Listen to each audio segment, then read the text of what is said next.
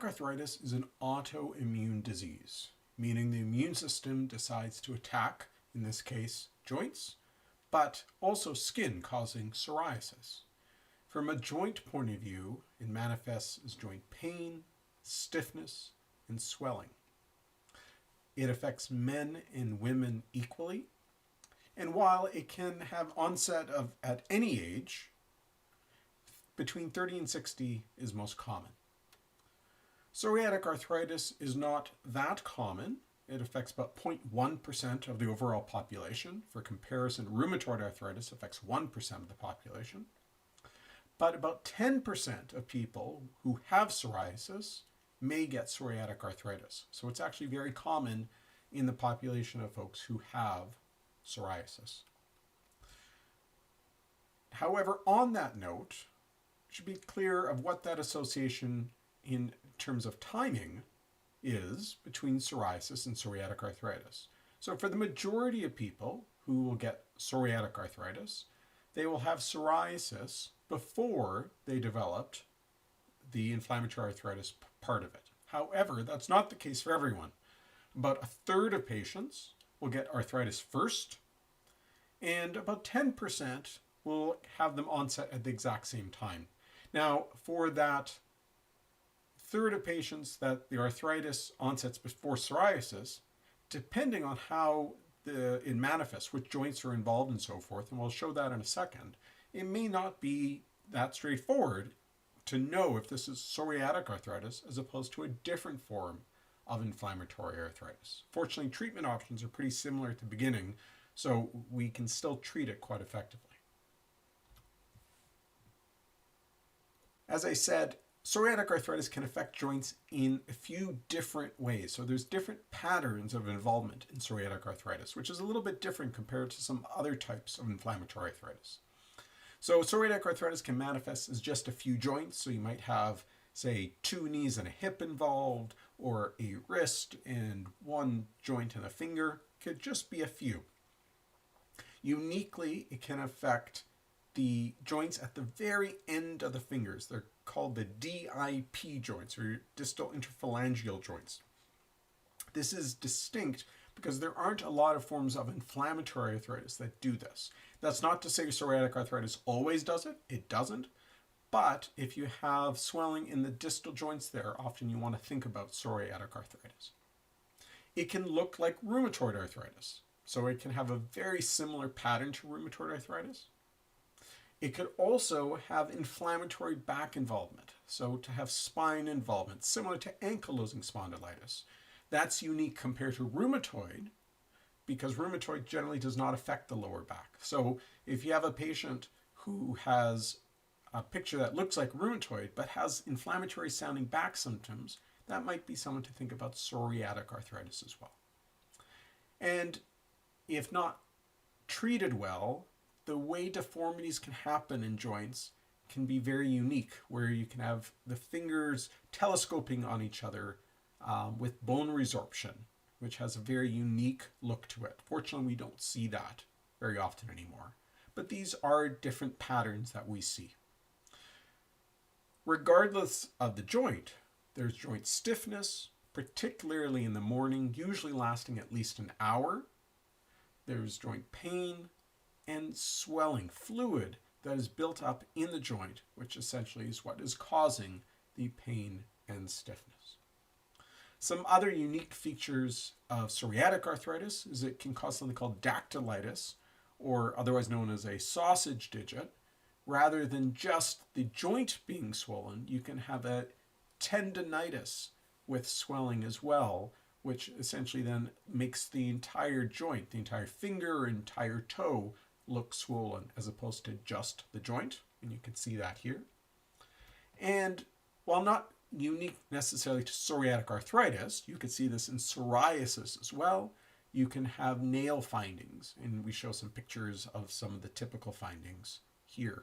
Often more profound nail findings suggest more significant psoriatic arthritis disease, meaning we might want to treat it a little bit more aggressively to have a good outcome. With psoriatic arthritis, in addition to having the joint involvement, and the skin involvement, there are other manifestations that we always want to look for, as we don't want to miss them. You can sometimes have inflammation in the front of the eye with psoriatic arthritis, something called uveitis or iritis. So inflammation of the iris, that can happen. And usually you need an ophthalmologist, an eye specialist, to help diagnose that and sometimes help manage that. You could also have associations with inflammatory bowel disease, so things like Crohn's disease or ulcerative colitis. So we often will ask about bowel symptoms potentially as well and guide you that path if there might be some suggestion of symptoms there. So your rheumatologist, when asking you about psoriatic arthritis symptoms, may ask you about how your skin is doing, eyes, and bowel as well. But how do we make that diagnosis? So most importantly, it's to talk to you, to get a good sense of the quality and pattern of symptoms, which joints are involved, are you feeling stiff, how long does that last for, where's your pain, is there swelling, is there skin, bowel, eye, back involvement. All these things are going to be really important to help us define what is going on. We do a good physical exam looking for joint swelling. We look at peripheral joints, meaning joints in the arms and legs, and we'll also look for any involvement of the back. And of course, because we know there can be psoriasis, we look for psoriasis as well, even if you don't have a history of psoriasis, to make sure we don't miss that.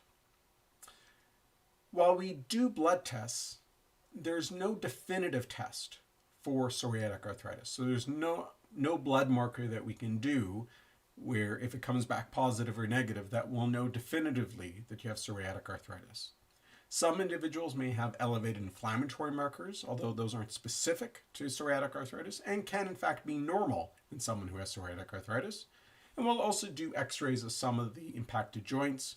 Again, we're hoping they actually come back normal because it means there has not been damage yet, and hopefully we can prevent that from happening. So that really means that taking a good history and doing a good physical exam are the hallmark components of making a diagnosis of psoriatic arthritis. Once we make that diagnosis, how do we treat it? So there's two components to treatment that we always want to keep in mind. How do we make someone feel better in the moment? And how do we do that long term while also putting the disease into remission? So in terms of that first step, we want to make those symptoms as minimal as we can. Often anti-inflammatories are our first line if we're talking about medications, but we also can consider involving occupational therapists and physiotherapists to help make sure that you can still do the things you want to do day to day and to ensure that the muscles stay strong and help reduce any pain through using those joints going forward. We know education is an important part of that. Obviously, this video is a small part of that, but there's a lot to learn with regards to psoriatic arthritis. And we know having more information leads to more success and more successful treatment as weeks and months and years go by. That long-term treatment, the focus is on using DMARDs. DMARD stands for disease-modifying antirheumatic drugs. These medications do not treat the symptoms directly. Rather, they treat the underlying disease, the underlying psoriatic arthritis, and ideally we put it into remission. By putting it into remission, we get rid of the symptoms. But in doing so, no pain, no stiffness, no swelling. We have videos on all these medications as well as resources on our website. So we're not going to go into detail here, but just to list off some of the options that we very commonly use in treatment of psoriatic arthritis. So often we'll start with medications like methotrexate, which is our gold standard medication for chronic inflammatory arthritis. Sometimes on its own or in addition to methotrexate, we'll use a medication called sulfasalazine. You might see something called hydroxychloroquine and even something called leflunomide. These are older, more traditional options, but can work very well. If they don't, or if they're not well tolerated, we have a growing array of options of biologic medications, essentially man-made antibodies, which can affect very specific parts of the inflammatory cascade, causing the symptoms, causing the disease to be active, and trying to ramp that down. So we put you the disease into remission.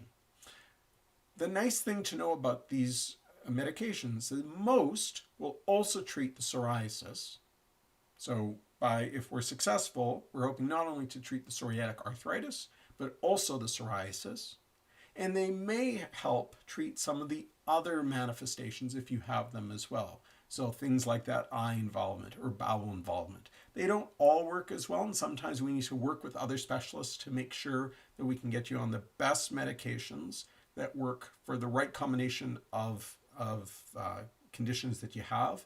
But usually we're pretty good at that, and every year there's more and more options that are becoming available.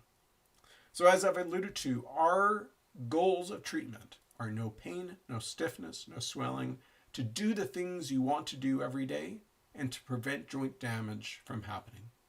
And we are pretty good at doing that these days, working with your rheumatology team, your rheumatologists, occupational therapists, physiotherapists, nurses, pharmacists, the entire team, making sure that everyone is on the same page, that you're on the right treatment, that's working the way that we want it to, that's not causing side effects. All these things are really important to be part of a large conversation so we can get you to where you deserve to be, which is that to have psoriatic arthritis in remission.